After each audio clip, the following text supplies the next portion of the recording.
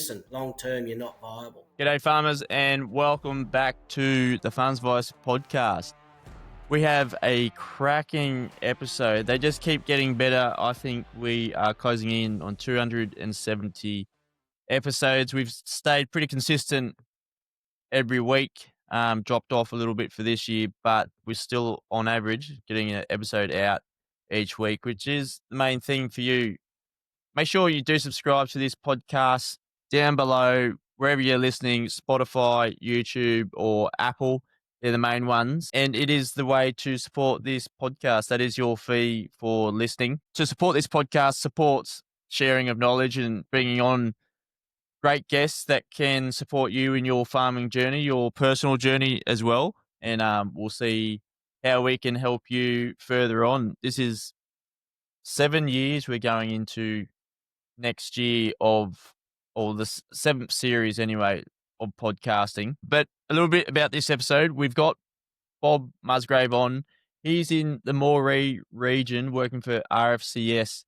Now, RFCS is a financial counselling unit, part of the government. It is a free service that you can utilise. It is a great place to reach out to understand if you're in a pinch financially or if you're looking to be proactive. They've got some great resources in there, great knowledge as well. They're people that have worked in the private sector, gone to the public, so they've got the experience behind them. Bob himself has had over 20 years within the banking industry, and it's super important when they're dealing with how to get people right during a drought, before a drought. Right now is a prime time to be listening to this episode to improve your processes. Now we had a couple of structures on the podcast about improving your structure, your processes. Your capacity building was last year, and this year is the year of high performance for farming. So it's trying to get the most out of you, trying to get the most out of your mindset. And if your mindset is a bit negative or how we can help with that, hopefully it's been entrenched in each episode for this year. So welcome, Bob, to the podcast. Make sure you share this with your mates. Subscribe wherever you're listening. Follow us on social media. We've built a following of 250,000. So I wouldn't be doing this podcast without you now. I started on my own with 1 listener in the first month, 14 in the second month, and now we've grown that to 10,000 downloads each month. So super important for farming to get this knowledge out there.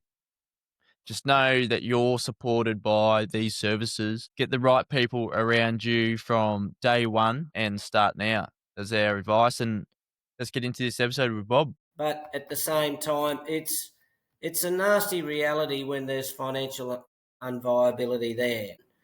You can sort of try and hang on if you can.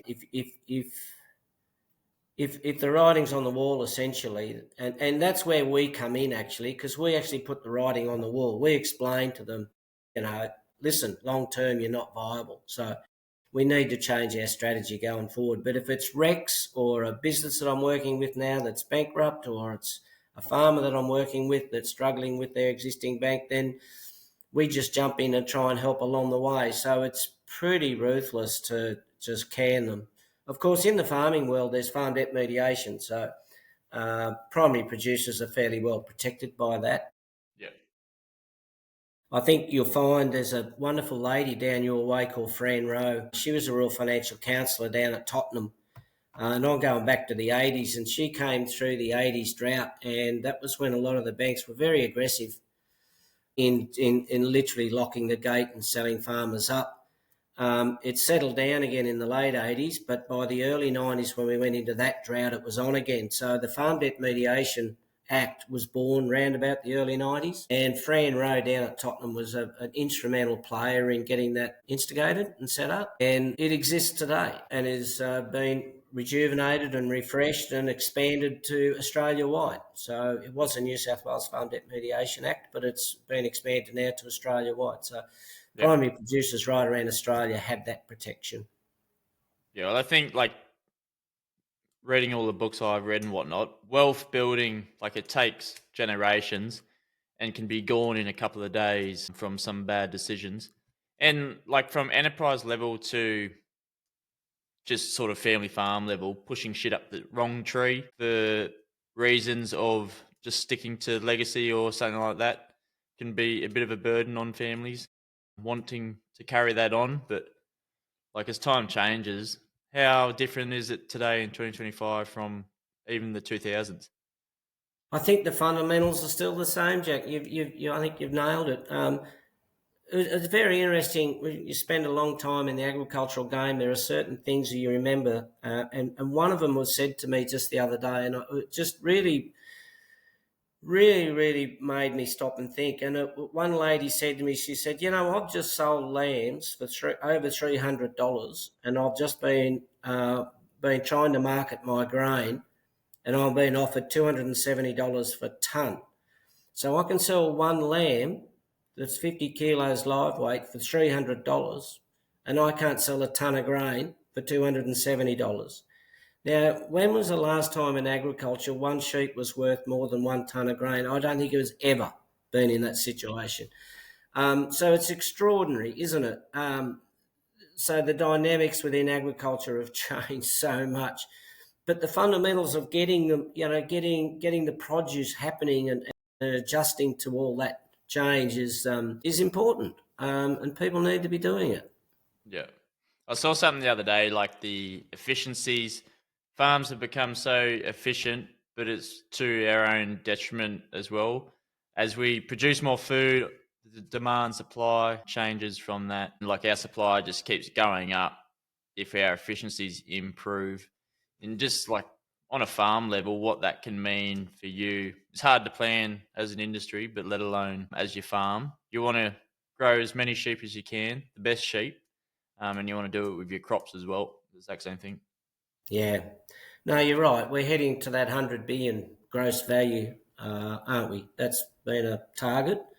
But that's just a gross income. That's, we know that there's a lot of costs go into that. So that doesn't necessarily mean they're more profitable. It just means they're producing more. It's exactly what you're saying, Jack. Yeah. But look, it's a pretty bloody good start if you're increasing, wheat yields from 3.2 tonne to the hectare to 3.5 tonne to the hectare. You're moving in the right direction.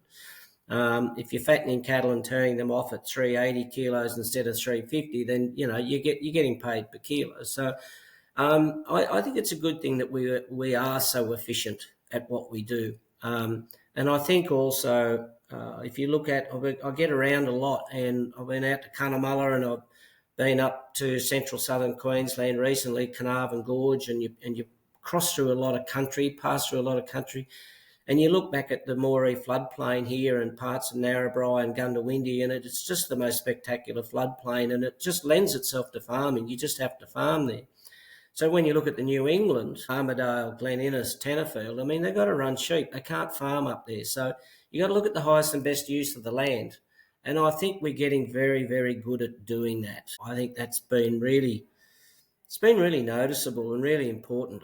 And I think there's a lot of focus on, productivity. You're right. Have you seen a decrease in like diversity of enterprises on a single farm and sort of specialising in their area, be it cropping, breeding Angus cattle, Hereford cattle, sheep, wool, or are people trying to still diversify their income and the economy as well? Yeah, I think it depends on their farm. I think the cropping guys are really, really honing their skills. They're technology thirsty. It's precision farming now. If you're not doing precision farming now, then you're probably going to get left behind. You can't just farm the way it used to be done in the past. It's so technologically driven now around here. So for most of my clients around here in Moree, they are, being grain growers, they're really going down that track. They're really, really honing in on specialising on grain growing. They're probably looking more at rotations a bit better, and the nitrogen in the soils, and I think probably in the last decade the focus on carbon not necessarily carbon farming per se, measuring carbon in soil. I think that's come onto the agenda. I think there's plenty of evidence out there now to suggest, particularly in the grazing world, that higher carbon levels lead to better pasture growth, which leads to better soil moisture retention, which leads to better pasture growth, which means better productivity on your sheep or cattle, whatever you're pursuing. Again, I think it's horses for courses. I think the guys to the east of me around sort of Warrialda, Bingra, Barraba, they are maintaining their livestock enterprises and specialising in them. They're not trying to diversify much at all. If you go out west, so Colorado, Walgett, Lightning Ridge, farming's still growing out there.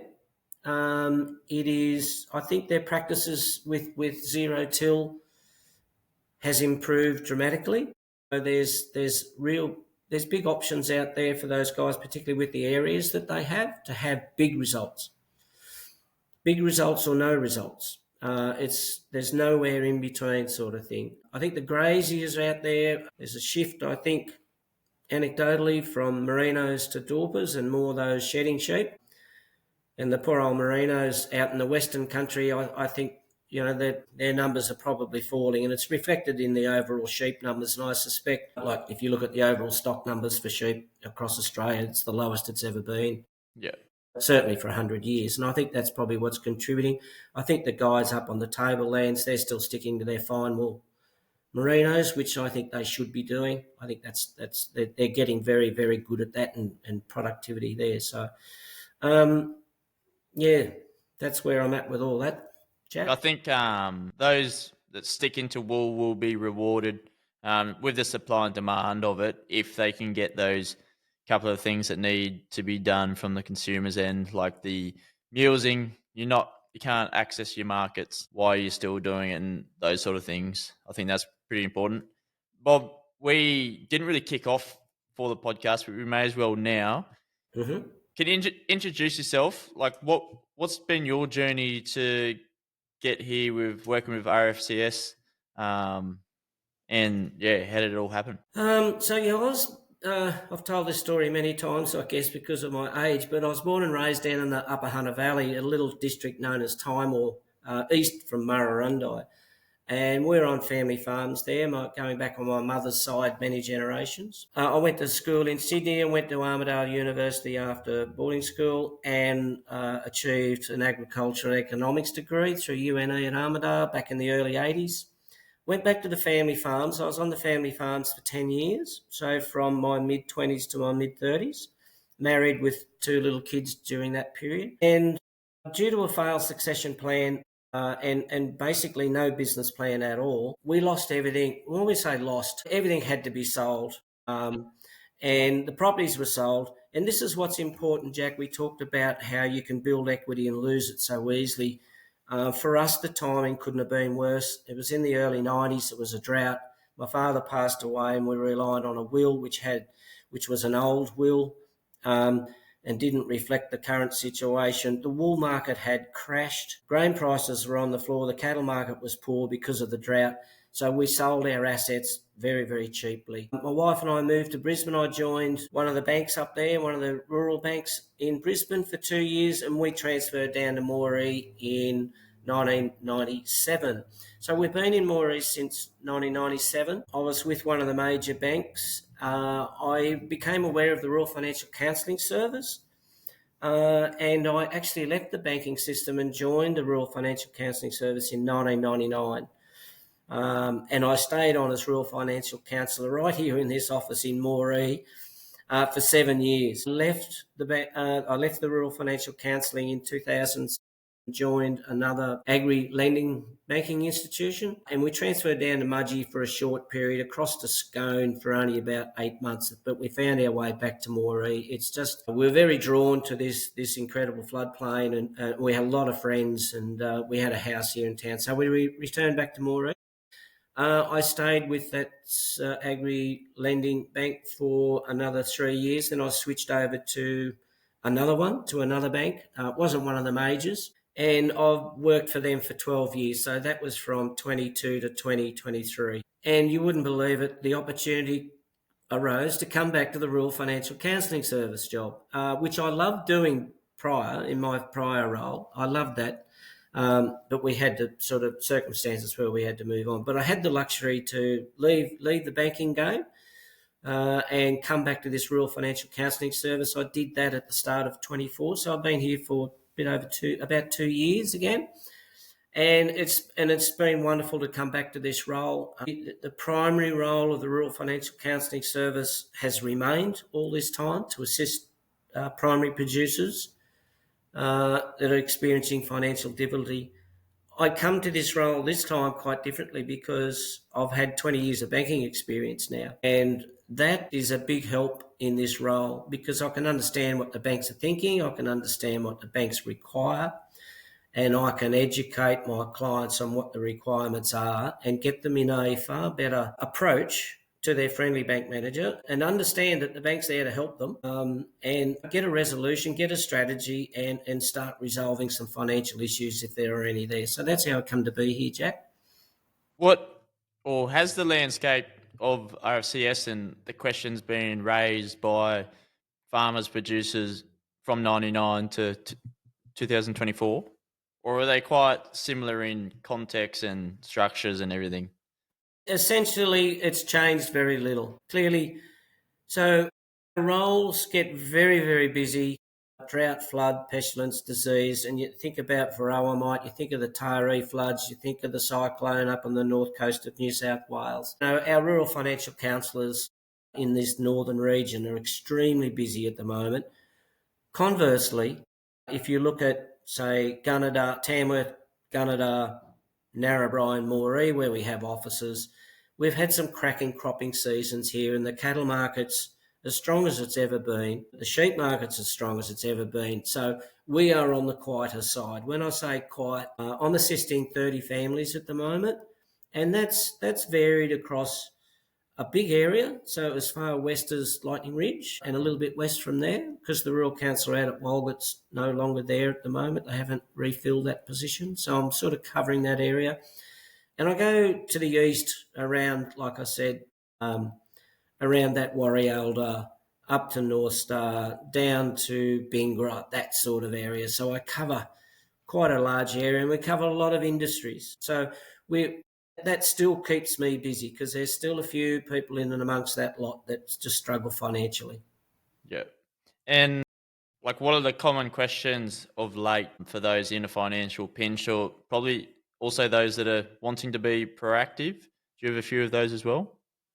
And so, Jack, what I do is I sort of try and take on not an advisory role. We're not allowed to give advice, but what I'm able to do is I'm able to analyse their financial performance. If they've been in a steady state for, say, 15 years, and some people have, I can actually analyse their financial performance from their financial statements that they pay the accountant for each year and wonder why they pay so much money. But those documents are extremely important and they are very valuable documents. They have really valuable information in them. And I'm able to extract that data over a 15-year period and demonstrate to the client how he's been financially performing. And one of the telltale signs is quite simply total liabilities. Now, when the accountant does total liabilities, he goes straight off bank statements, okay? On the assets, it's a little bit more smoke and mirrors because they use depreciated values or at purchase values, and you probably don't get a realistic value of the assets, but the liabilities are all their liabilities straight off bank statements. Now, if those total liabilities are rising, we know we've got a problem. I present this data in a graph format. I found that farmers that are looking at a big spreadsheet with 5,000 numbers on it, it really doesn't gel. So I present this data in spreadsheets, and you get an amazing response from farmers when they look at that, because pictures paint 1,000 words, right? And when we look at their financial performance over 15 years, and what I like to do, Jack, is correlate that to some key ratios, some basic key ratios, nothing complicated, not too many. So something simple as what is your equity? What is your equity amount? What is your return on equity? What is your return on assets? something as simple as your operating expense ratio. What have you typically spent to make $1 on your farm across 15 years? Interest cover ratio, which is what the banks are very interested in. How much profit are you making each year to cover your interest bill? Those sorts of basic things that we look at, and I can look at. And so once you're starting to look at 15 years, you can actually break it down into periods of time. So we can actually look at the drought period. Okay, so the drought period 17, 18, 19, 20 that are reflected in those financials, we can look at that, and we know the returns are going to be lousy, and we know that the liabilities are going to go up because those losses have to be funded somehow. But we can then look at 21, 22, 23, 24, 25. We can look at 5 pretty good years after that. So we can look at that period and go, well, they're probably more year in, year out figures. How are we performing in that period? So, for example, I did one guy and we looked at that across 15 years, and we were able to put numbers across a period of time. So he was able to demonstrate that he had accrued $884,000 of liabilities across that drought period. He didn't realise it was that high. But when the numbers are there right in front of him. So I didn't know him from Adam at that point. I'd only helped him with some flood assistance. Yep. But he asked me to do the viability work, which is what I did. And he's now looking very critically at his drought strategy. So he's really made some clear decisions and made some changes to the way he's going to approach the next drought, because he doesn't want another $884,000 trading loss over a few years. He just can't afford to do that. So it's been very, very worthwhile, and that's probably the key work that I like to do, is that viability stuff. So these are looking at the data, the graphs, making the pretty pictures for producers. As good as it may look, the outcomes are probably, and the decisions off the back of those, are what are going to make the biggest impact, like improving infrastructure, preparing for the next drought. That's we're not just looking at the data, the numbers for the sake of looking at them. My ratio, I've got 65% of equity, and then that's it. But no, you sort of want to make a plan off the back of that. Yeah, well, so equity is helpful if you've got good equity. Yep. And the best level of equity is probably around that 80% equity, because you're probably in a very tax-effective position where you're claiming interest, or you're able to use farm management deposits to offset any tax liabilities. But it's more about the serviceability side, and you'll hear banks talk about this all the time. Equity's nice, which leads to good security with your friendly bank manager. So your risk profile with your bank is looking good, which means that they can be competitive on your margins on your interest rates. So there's that very obvious. We took that information that I did for that guy, for that particular client, and I sent it in to our friendly bank manager, and they knocked 50 basis points straight off their interest rate. Just straight up, no questions asked. We did hint that, with the improved risk profile, that, maybe you could review interest rates, and they did, because the bank was carrying dated data, and the dated data gave a poorer risk profile. So the bank's looking at the guy going, geez, he's not performing that well. But when he had refreshed data after 3 years, wow, they realised that, geez, we don't want to lose this bloke, because he could shop this business around and get another bank in a heartbeat. So something as simple as that. What happened with that chap was, like I said, he has fully reviewed his operations and drought strategy. We were able to access the Drought Infrastructure Fund loan, which is at 2.6% fixed for the life of the loan. At 2.6%, you'll never see that again, Jack, I don't think, ever. Love to think we will. And if any of those people watching this podcast that are around my age would remember the Paul Keating, Bob Hawke years, where we had, interest rates of 18 to 20%. That was the cash rate, 18%. You had bank margins on top of that. So a lot of people, including myself, were paying 22% interest, and that is absolutely unsustainable.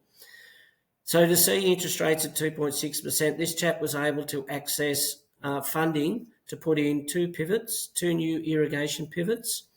He bought a $35,000 drone, which is now doing a lot of his on-ground spraying. He's not a big broadacre producer. He's a cattle producer. He has 500 breeding cows, but he's now spraying that cotton bush and mimosa and all those horrible, nasty scrub bushes that really hard to get to, but he's spraying it aerially now with the drone, and that $35,000 investment has been instrumental to him changing the way he's reclaiming around about 300 acres. Well, I should talk in hectares, I suppose, 120 hectares of rubbish country. So it can definitely, if you have your financial position sorted and you have your business plan in place. I'm a big supporter of business plans and strategy. If you have that in place, then it puts you in a good position to be able to take advantage of schemes like that come along.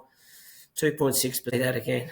No, I think a lot of your work and like the tools out there are sort of prepping producers to when the opportunities do come along. Like if your books don't, or if your financials don't look as good, you wouldn't get that 2% loan for your infrastructure improvements. I think that's really just sort of setting yourself up to be proactive against like what the possibilities are, the opportunities are coming along with the different conditions coming as well. Set yourself up for drought, but also set your family up for a bit of wealth building in there.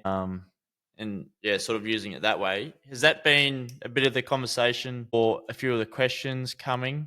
How can we get on the front foot? Yeah, much of our conversations as rural financial counsellors is dealing with their immediate financial issues. Okay, so we might end up doing hand-to-hand combat with our friendly bank manager, and that's okay because we can sort the short-term issues out. We then focus on, okay, we can look at historically and say, well, we're not performing real well, so do you want to replicate this for the next 15 years? So if you're only getting a 1% return on asset, are you happy to replicate that for the next 15 years? Keep doing it the way you're doing it. And I'm going to say, with all my clients that I have dealt with, the answer's been no, we need to improve ourselves. So people then, or clients then, begin to think, well, how can we start to improve this? And it's hard to know if you don't know. So that's where we put them in touch with any courses that are going around. The local land services, New South Wales DPI, New South Wales farmers. There are so many training courses out there, and I encourage as many people, particularly in the primary industry, that are struggling and looking for change, to make changes, to get to a field day. Go and have a look. Find out from others that are doing it well. Why should you be at the bottom of the stack?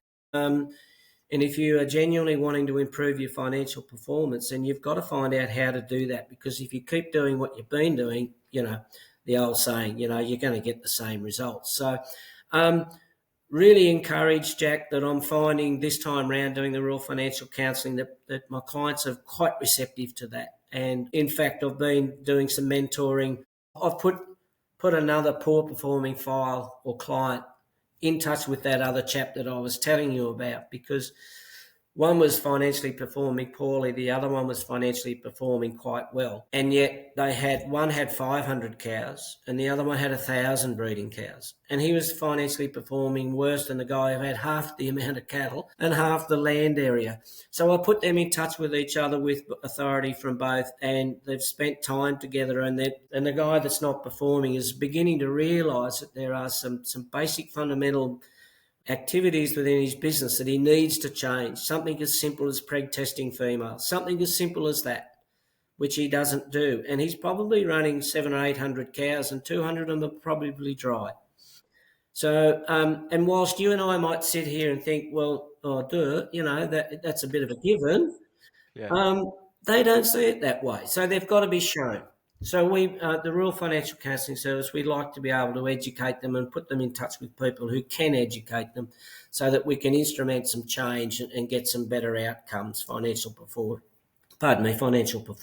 Yeah. Well, I think it's about like you're just too busy in your business trying to run it, keep it afloat and everything, keep the family afloat and whatnot. That like these little things of preg scanning your cattle or your sheep, how much of a difference that may impact on your farm, but also like on your personal life as well. It might relieve you of a couple of things. I think that's pretty cool, connecting the dots between like that farmer that had 1,000 underperforming and that farmer that had 500. breeders is outperforming. Yeah. And I think like that connection's so powerful for them to sort of change. And if I see someone else doing it, they're doing it successfully, and they're running half of what I'm running, you sort of think, hang on a minute, maybe there is something that I'm not doing, like you said, those little one Yeah. percenters out there. And you touched on something then, Jack, because when you've got financial pressure, you get emotional pressure, right? It hurts, it's hard, and people struggle. They're working as hard as they can, and they're performing financially poorly. And it's not from the lack of working hard. Some of these guys do, they work from sunrise to sunset and most weekends. But working smarter is better than working harder. But you just got to learn how to do it, is all. So I find that if we meet with our clients and we can satisfy their immediate financial issues, so alleviate all the bank pressure, and other creditors. If we can get to them and have a strategy and say, well, this is a way forward, and everybody's in agreement, we find that we go a long way towards resolving the emotional side of things as well. That background pressure, going to bed at night and lying there looking at the ceiling and thinking about, where's the next bob going to come from, and who's the next creditor that's going to ring me up, and how long is this drought going to go on for, that sort of thing. It alleviates a lot of that pressure. So then when you sort of step back away from that and you're in a far better frame of mind, you tend to make better decisions, okay? So I think that's a real key role of the Rural Financial Counselling Service across New South Wales and indeed Australia. Absolutely. What's some tools of today that you're using or successful producers are using to stay on top of whatever they need to stay on top of? Like, how do I find out my key ratios, talking to the accountant, whatnot like that?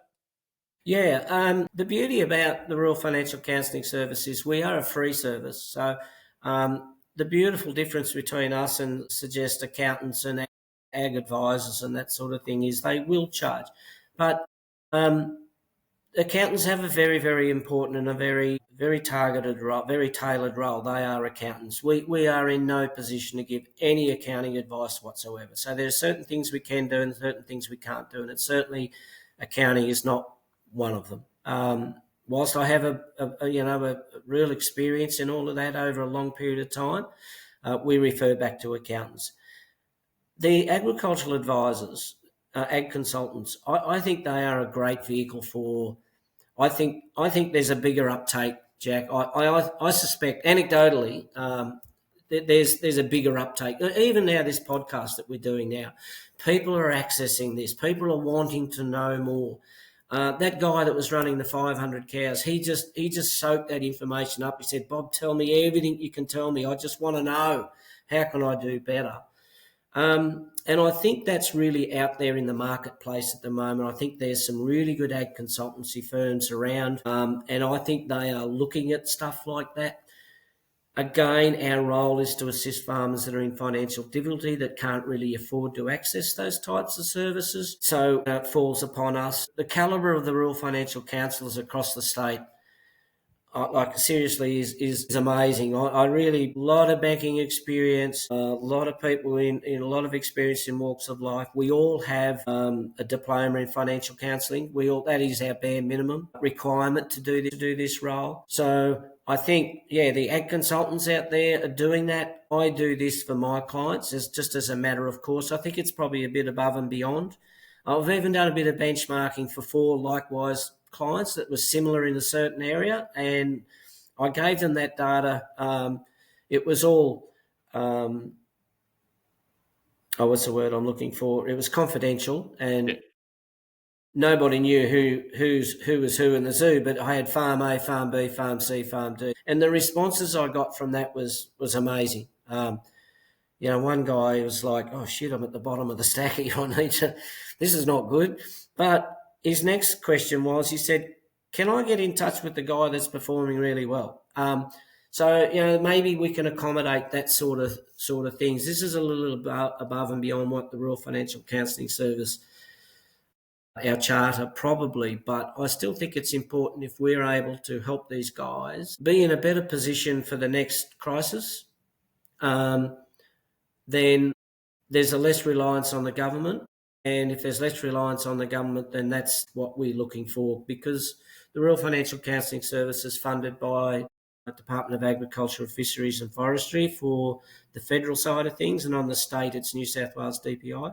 So we are federally funded, and like I said, we're a free service, but we're completely confidential and independent. So we're not bound by those two governments to have a charter on what we do.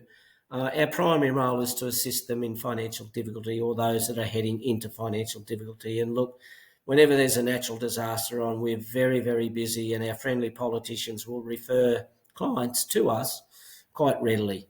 Yeah. I think like we reached out to like the local RFCS counsellor here, and she went far and beyond of what I sort of went into the meeting with the wrong sort of mindset on it, because you see that it is free as a counselling service. You're thinking, we'll see how this goes or whatever. Can't expect too much. And it was so good. And I suppose it was like just giving us the weapons, like the questions to ask those, because if you go to your accountant, you're not going to get the most out of it if you don't know the right questions to ask Sure. about yourself, about your business. And I just see that's where RFCS can come into it, or your local equivalent across the different states. Is it RFCS statewide and territory wide, like Yeah. WA? So there's so I'm in Northern Region. So we have a counsellor there on the Nepean River, there on the floodplain there, down sort of the western suburbs of Sydney, and then the Hawkesbury, then Singleton, and then Tamworth, Gunnedah, up to Narrabri and Moree, across to Inverell, up to Glen Innes. I've mentioned Tamworth. And then on the coast you have Taree, Maxwell and Lismore. So if you look at that northern 1/3 of the state, we have, I think there's 15 rural financial counsellors in that area. Southern and central New South Wales, they're far bigger. They're probably twice our size. I think they're closer to 30 rural financial counsellors, but then again, they cover 2/3 of the states. Look, Jack, when I did this role back in 99 to 2006, I think there was 12 rural financial counsellors across the entire state. And we were a pretty inexperienced mob, but we had our heart in the right place. And we were really there for primary producers. And fast forward 25 years, there is now arguably, nearly 50 financial counsellors across the states. It's Australia-wide now. So it's been a very successful service. We play a very primary role in assisting those that are experiencing financial difficulty, and I think that will remain. The government has recognised that, and our funding's in play now. It's interesting, we've always been on a 3-year funding cycle, pretty similar to a political cycle, but just recently the federal government announced 4 years of funding. So I think they recognise that we're here, and the Moree Rural Counselling Service has been here for 40 years, Jack. So you wouldn't think in probably one of the most affluent shires in Australia that you would have a need for a rural financial counsellor, but there is always probably that bottom 5 or 10% of producers that just can't quite get their stuff get organised. They don't have business plans. They don't have strategy. They rely on historical performance, and they get what they're given. I think, and it's only anecdotal, but I think that proportion's getting smaller. I think our farmers are getting far more educated. I think that the younger generations coming through are so well informed. Some of the ag consultants, probably shouldn't mention names, but some of the young ones that come out of Marcus Oldham, they are very, very clever young people. And it's fabulous because they're being educated to be aware. And I think agriculture is vibrant out here. It's just a wonderful industry to be in. I'm just happening to work in the bottom end of town, and I'm happy to do that. So, Well, I think like I set this podcast up for those that didn't have the time to leave the farm. They're way too busy to access any information, too far to buy a newspaper. All the newspapers have gone to a paywall, so you can't hear of success stories and what's yeah. going on, leading technology and everything. And I think like those that are flying well ahead of the game, the outliers within farming, they're quite noticeable, but they're quite resourceful as well. And I think like for RFCS, Farms Advice has a podcast as well that's just about making the information, the tools more accessible to those that probably don't get them each and every day or each year for that. I think that's probably the most important bit, the work that you're doing. Yeah, And like absolutely. the roundabout back to creating that wealth, creating a plan towards wealth anyway for this generation and for today and tomorrow. Yeah. Look, I mean, I guess one of the big fundamentals that's changed over the last probably 10 or 15 years is land values, right? Look, when I was doing the counselling back in the day, magnificent farming country in the heart of the Golden Triangle north of Moree was selling for $400 an acre. That country is now something like $6,000, $7,000 an acre. So back then, to to rearrange your balance sheet and get some structural change to get equity back to where it belonged, you basically had to sell the entire farm, right? You're looking at exiting out of agriculture, where now you can sell 500 hectares and nail your debt, and you can still have 80% of your farm debt free. So we have those wonderful options at the moment. There's a lot of property selling. I watch the market very closely, and I'm mindful, and I like to attend any of the auctions that are going on. And it's been a real option for us. And in the couple of years I've been doing the Rural Counselling Service here in Moree, I've had 5 clients that have met the market. And Jack, they've sold and banked $10 million, right? They're earning around 4 or 5% return on that, 400 or 500 grand a year they're earning. And they've never earned money like that in their lives before. Where in the past they sold and they might have had, $500,000 left, It's very, very different now. They can meet the market and bank $10 million. It's quite extraordinary, and it's a wonderful option to have. And I feel those that are buying the country, they are the really high performers. And with the banking world, it's becoming a little bit like balance sheet lending. I had clients when I was at my bank, that were worth $100 million. And if they wanted to buy a $10 million farm, I didn't have to try and justify it to our credit friends. I was either going to do it or another bank would. But those places, those guys, started out with $20 million of equity, and across a 12-year period, they'd gone from $12 million equity to 100, because land values just went crazy. So the really smart producers are getting ahead, and it's good to see. It's good to see that option is really, really open and available to some of our clients, because some of them need to do that. But it's also when you sit down and say to them, well, you can sell the farm, pay off the debt, you'll have $10 million in the bank, you can buy a beautiful $1 million house in town, and you can earn 350 grand a year without even getting out of bed. It's very attractive, and it's a great option. For like when you win the lottery, a lot of them in the next 5 years, they're broke again.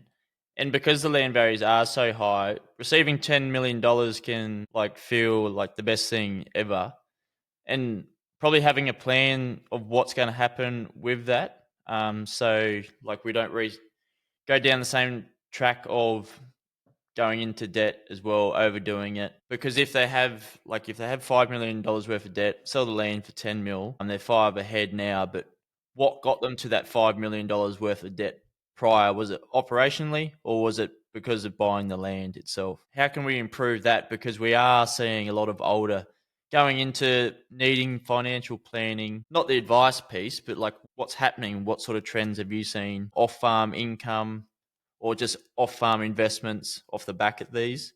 Is that what's happening, or what? Yeah, look, that opens a whole Pandora's box, doesn't it? Because for those that sell and have millions left over, I encourage them to probably just go and buy a little 500 acres somewhere, and they can't really accrue any debt. The amount of interest they earn will cover the running costs and any expenditure that they have.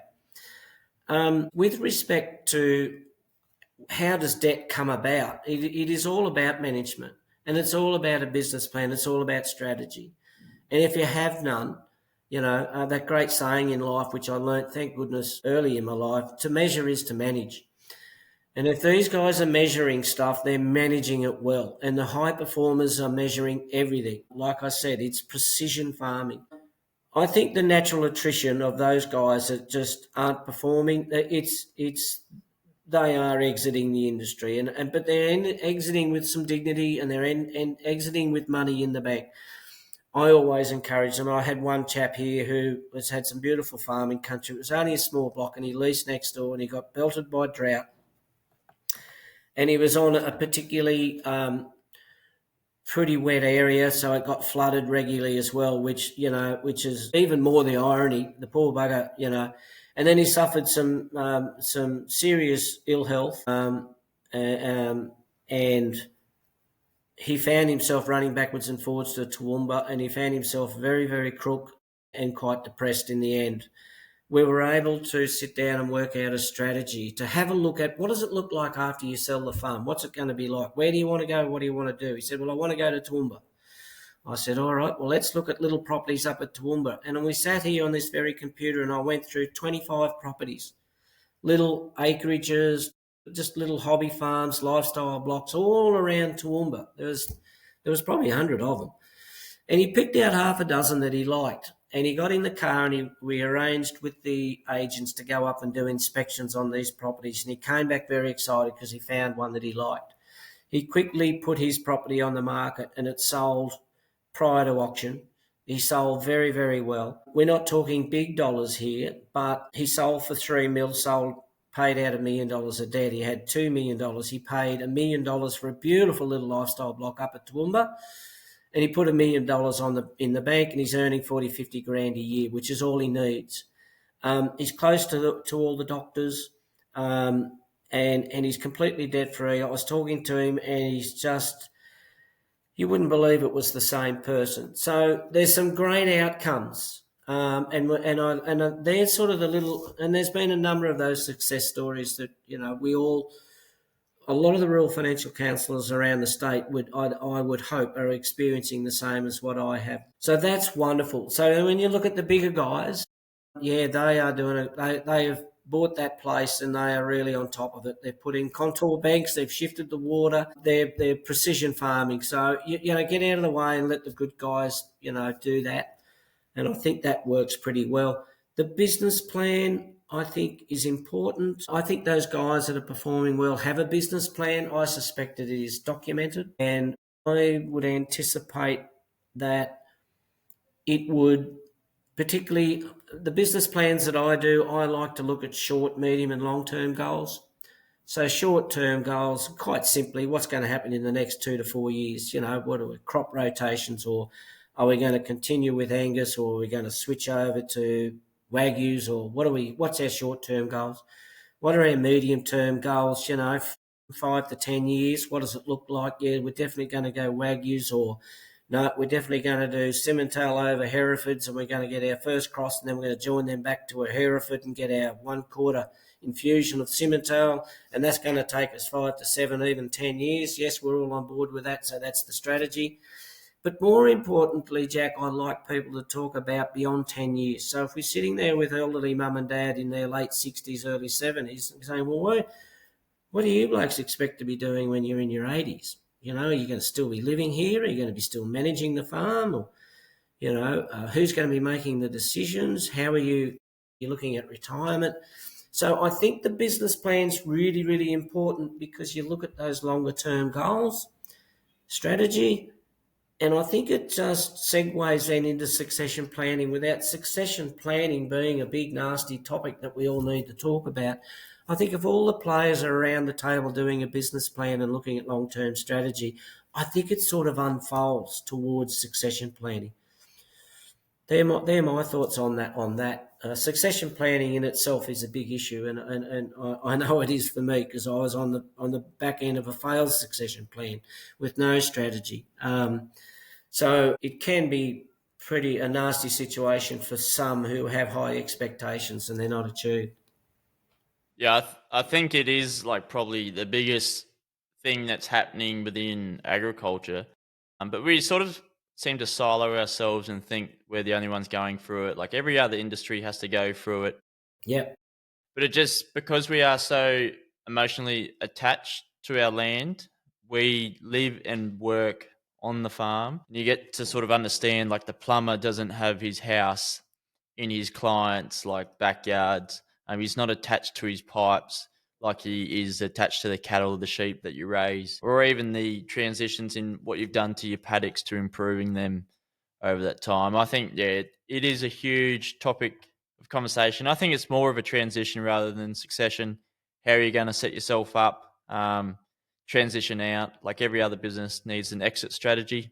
Why Hmm. shouldn't farmers and farms have the same thing? But I think, like, everything that you're tying into is that end goal of having security for the parents that are going off to retirement, for the kids that are coming on, or if there's no kids at all, there's a great option of selling part, or if not, all of your farm, and some other great operator will come in and utilize that farm. One day we'll all be gone and someone else will be living in our houses. But for the meantime, we're trying For to. sure. That's an absolute given, Jack. I mean, this whole notion that we own the land is crazy, mate.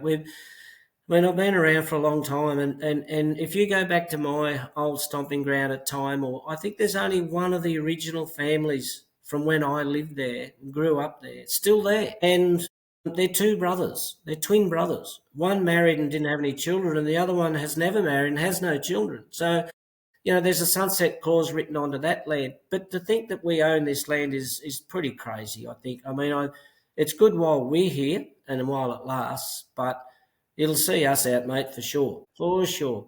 Yeah.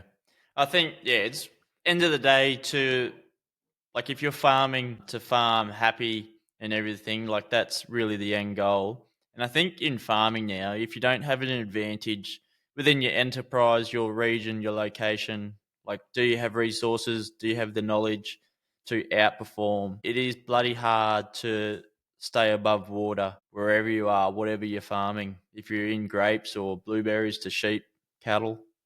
Yeah, particularly now, Jack, with land values have doubled, tripled. The return on assets gone from 5% to 3% to 1.5%. So a 1.5% return on asset right now might be quite good. You sit with a client and he says, "I don't care if the debt's going up because the property's going up faster in value," and it's hard to argue with that because you're creating wealth, and that's probably the objective of the game. Um, but yeah, it's.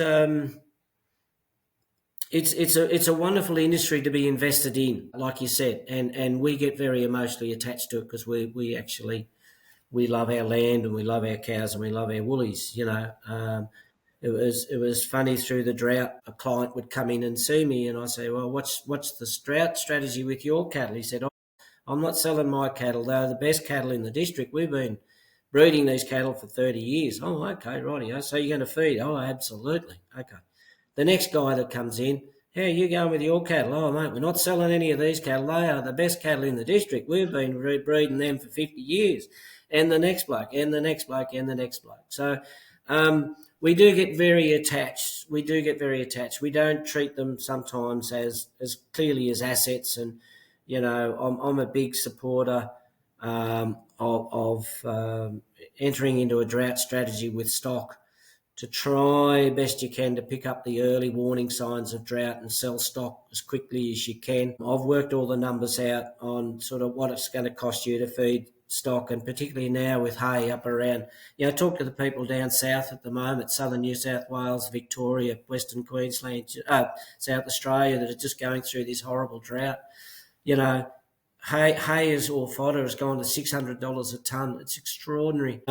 And if you're feeding cattle, I mean, I've done the numbers on that, and there's hundreds of thousands of dollars just for a couple of hundred cows for 1 year. So I'm a big supporter of anybody with a drought strategy that's, has got a sell down early strategy. I'm a big supporter of that. And I know some people want to hang on to their cattle, but from what I saw in the drought when I was at the bank, the ones that did it the toughest were the ones that fed stock. But you're right, we get very attached to our land, our stock on the land, so it's a bit more emotional, isn't it?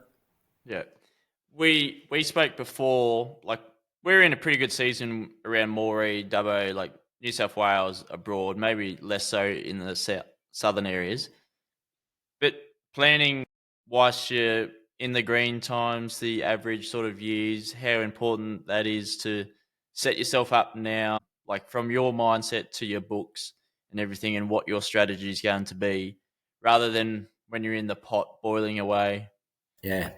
and the advantages that can have to knowing what your plan is. And then, like your family, your employees will know that plan as well, and you work towards it.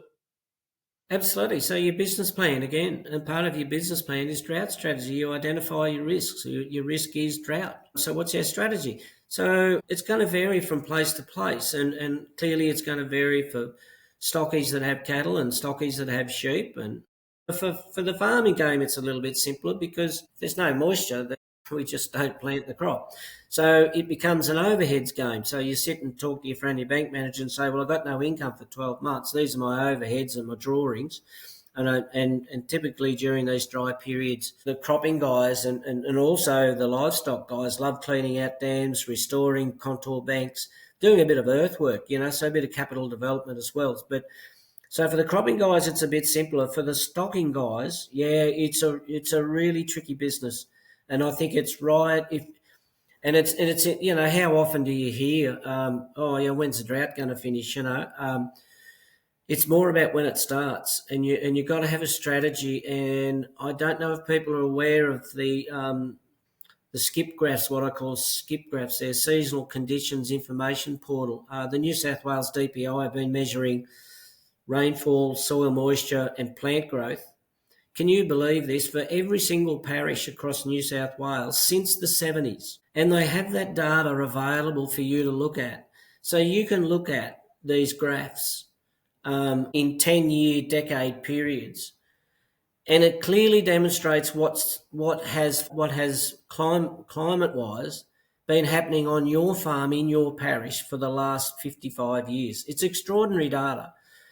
And it gives clues on when droughts are going to come along. We know in a lot of these, droughts are widespread, aren't they, Jack? I mean, they're not just, you just don't have them in Western New South Wales. I mean, it's Western, Southern, Northern, and it's probably half of Central New South Wales. Then the drought gets bigger and bigger and bigger and takes in the whole eastern seaboard of Australia. So pretty much every parish is going to show the same historical data. But it demonstrates that once in every 10 years, you're going to get a drought.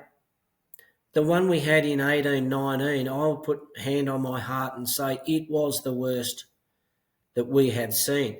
But it's also, I believe, anecdotally, that it has happened back in the turn of the century. There have been as bad droughts. So if you're sitting there and you're looking at 500 cows and you're thinking if we go into a 2-year drought where I have to feed for 2 years, you've got to work out, at 10 kilograms per head per day, I'm going to need 3.5 tonne just to feed one cow for a year. And I've got 500 cows, so I need 1,800 tonne.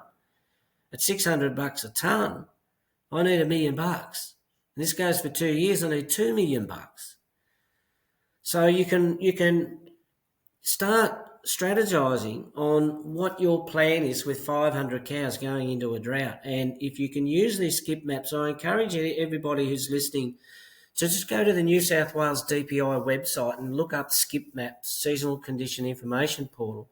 Have a look. You can do a search right down to your parish, and you can look at you can look at the decades from the 70s, the 80s, the 90s, 2000s, 2010 to 2020, and then 2021 to current. And it's really interesting data. And I presented that to the guy with his 500 cows, and we correlated his financial performance to it. And of course, he lost money in 2013 and 14, and he lost money in 18, 19, and 20. And he was able to correlate the financial loss to the climate, the drought. So I'm not going to dive into the climate change debate. That's a big one. Well, it's Climate just about change and changing climate. it's just about controlling what we can control. We can't Yeah. control the environment. Yeah, fair enough. Not fair enough, but a drought happens, and like your books aren't gonna look that flash. But how can you reduce the impact to what that is to probably keep your reserves or lessen the impact of feeding your reserves out? Yeah. If you need to So I think, feed yeah. 1,500 tonnes out and you only got 40 tonne of storage capacity, well, there's a bit of a difference there, isn't there? Well, what if he sold his cattle and he mightn't have sold them well, but he sells all his hay at $600 a tonne. He's got 1,500 tonne there, $3 million. So think of it differently. Instead of paying out 880,000, which is what he lost in the last drought, he could turn it into not a $3 million profit, but a $3 million gross income. And he'd be selling a hay to his neighbours. They could come and get it, come and pick it up, mate. But that's to speculate when a drought's going to come along and have all the hay there. If you put it there 5 years out, it's going to deteriorate, and you got to keep it under cover and that sort of thing. So there's logistical issues. No, I just challenge those paradigms of feeding stock through a drought is what I'm probably alluding to. And I know there's probably plenty of people watching that are going to say, "Oh, come on, mate, you can't, you don't know when the drought's going to start, you don't know when the drought's going to finish." But when I presented that data to the guys out at Lightning Ridge, they were astounded. They looked at that and went, "Oh my God, this is going to give us a better understanding of what's happening out here instead of relying on what Dad told us, 10 years ago." So yeah, it's just I like to sort of challenge paradigms a bit from time to time when I can. Yeah, I think it's important. In ag, we probably don't challenge them enough. We go off the information from before and everything. I'll also link in those maps into the show notes, so anyone that wants to, you Yeah, can go down below and just find out for yourself and see what your parish is. I think the more information that you have, data collection is great, but doing something with your data is even better off the back of that. absolutely. Totally agree, Jack. So, Bob, for the next few years, what's got to be in your bonnet, or in a positive way, a happy bee in your bonnet coming up to the next 5 years? Obviously, you've got a fair few clients that are looking to improve their drought strategy. Yeah, that is something that I'm proactively pursuing with my clients at the moment is their drought strategies. Like I said, for the cropping guys, it's not such a big issue in that they don't have to walk out each day and see 500 pairs of eyes looking at you saying when are you going to feed me. I think the future for the next 5 years, the short and medium term outlook on agriculture is really quite strong. The cattle markets are indicating some really positive news. The sheep market's extraordinary.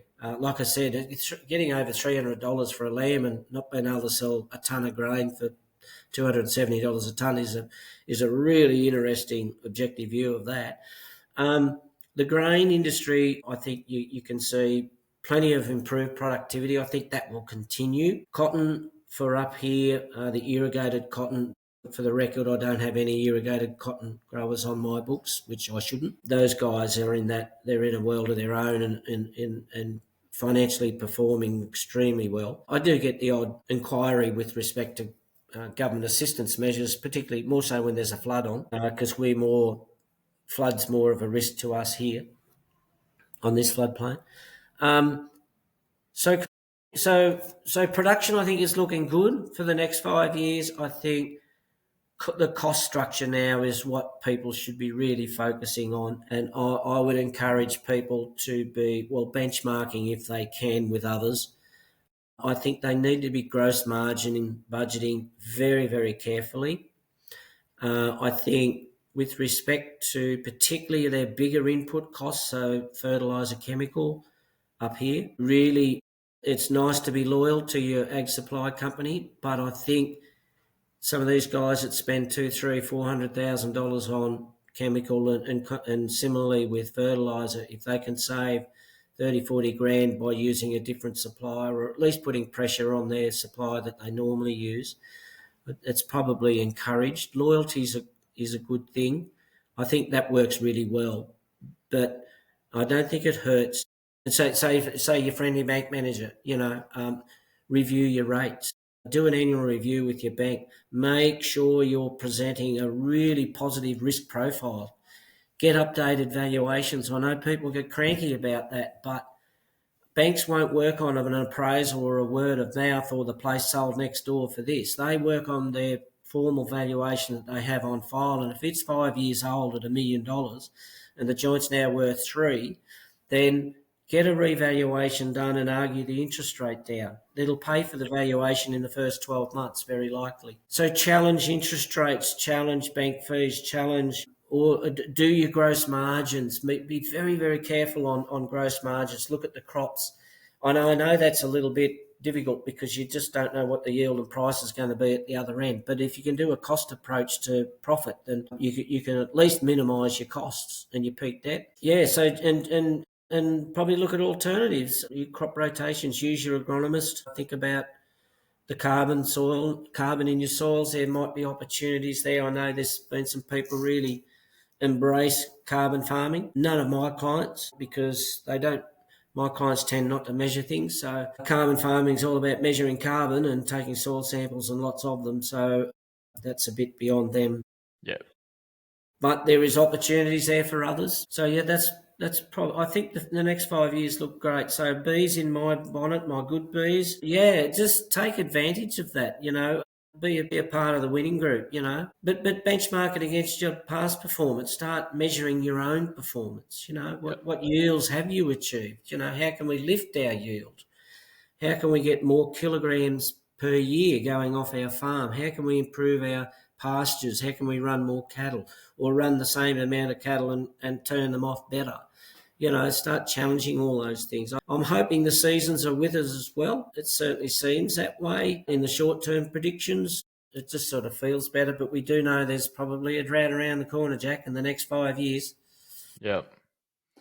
Yeah, absolutely. And I think, planning at the moment is crucial to the longevity of our farming operations as a family farm, but also as those sort of smaller and leading into corporate. I think if we follow the Bob Musgrave Index, we'll do pretty well, get on the front foot. Interesting. We had we had an event here in Moree, nurturing the conversation. Melinda Guest, a clinical psychologist at Narrabri, and she's really starting to make her mark on that side of things, succession planning and how to go about conversations, like nurturing the conversation, how to have these conversations.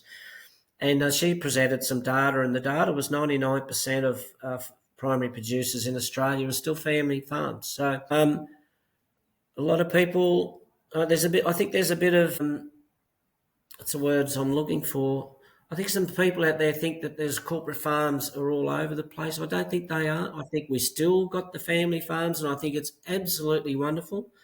It was interesting to read recently one of the big overseas US super funds under the guise of One Tree Farming out here in Australia have carved up all their holdings and sold them, and they've all gone to next door neighbours. They've all gone to family farms next door. So I think that's remaining strong, family farms in Australia. And it's wonderful to hear that, certainly in excess of 95% of Australian farms are family owned.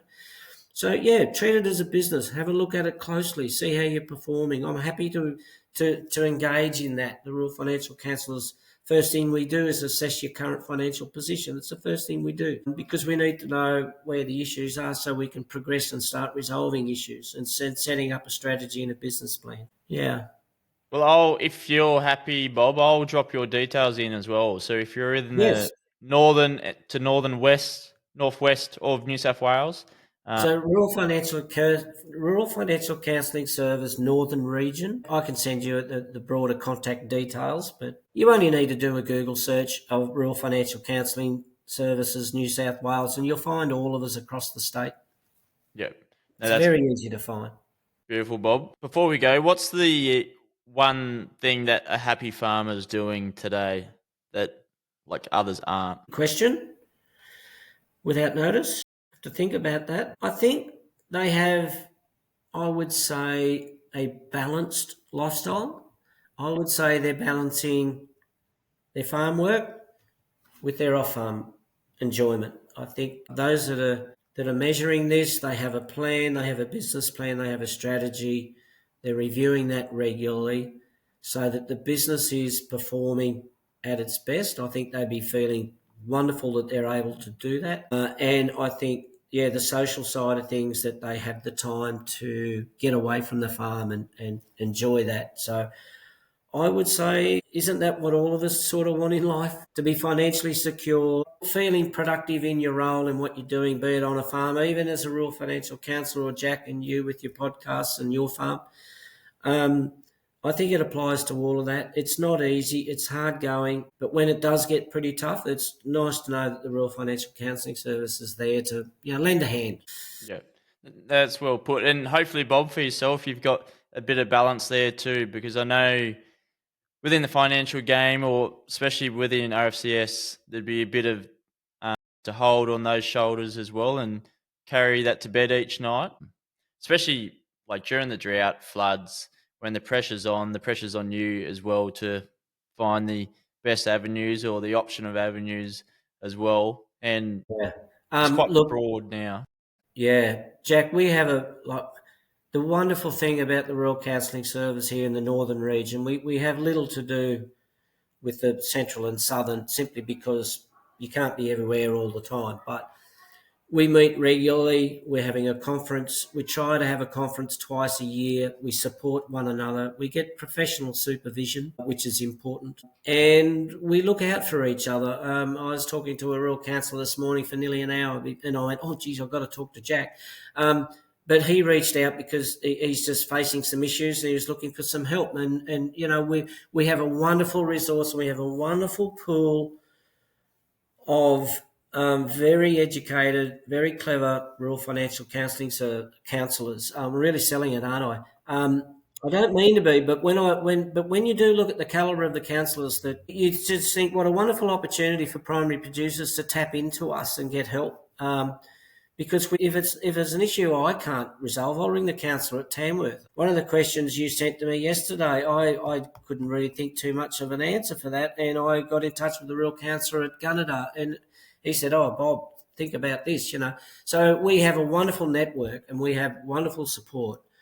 I think, we're there, and we just have that wonderful qualifications, like 20 years of banking experience. Come and talk to me. I can tell you exactly what your bank's thinking and how they're viewing your risk profile, and how you can improve that. Why wouldn't you reach out to somebody who can do that for you? Yeah, I think it's so important, and it's nothing to be sneezed at. I'm the number one advocate for RFCS and all the work that you're doing, Bob, and your team. It is a broader network and a wide network that have different experiences, different answers to questions, and just to bounce off each other. I think that's what farms need to be doing. Farm owners, farmers, bounce ideas off each other in the good times and the bad times, and it'll even itself out.